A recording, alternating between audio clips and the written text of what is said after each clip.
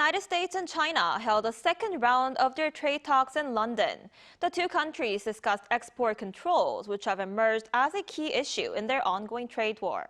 Our Seung-jae starts us off. The United States and China held the second round of trade negotiations in London on Monday and discussed key issues to resolve the ongoing trade war between the two economic powerhouses.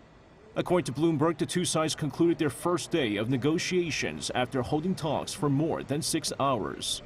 The first day of talks was centered on discussing export controls, specifically over shipments of technology and rare earth elements. The U.S. delegation was led by Treasury Secretary Scott Bessent, Commerce Secretary Howard Lutnick, and U.S. Trade Representative Jamieson Greer, while the Chinese delegation was led by Vice Premier Lifeng. During the talks, the U.S. indicated willingness to partially lift technology export controls targeting China in exchange for the easing of restrictions on rare earth exports to the U.S.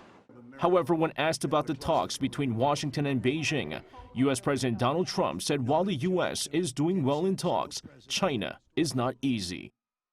We are doing well with China. China's not easy, just like your home country is not easy there.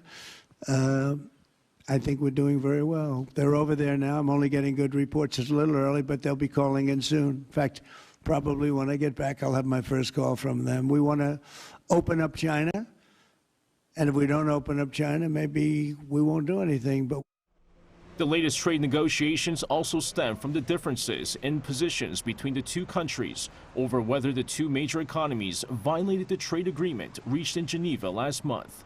At the time, the two sides agreed to drastically lower tariffs on each other's goods for an initial 90-day period. However, Washington claimed that Beijing violated the agreement. The U.S. says China has been reluctant to release exports of rare earth metals and magnets, while China says Washington restricted its access to U.S. goods such as semiconductors and AI technologies.